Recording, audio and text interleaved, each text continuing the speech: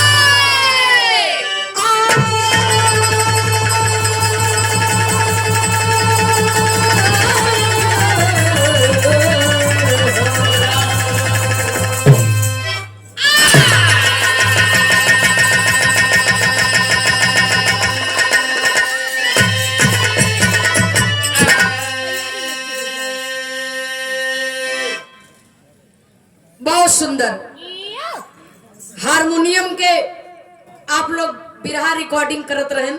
ए बदे आप दोनों कलाकार से हमारा निवेदन बा विशेष तौर से, आप हारमोनियम के बड़े अच्छे कलाकार हैं, आप ढोलक के बड़े ही उम्दा कलाकार हैं। अब एक घड़ी बनारस में बिरहा तनी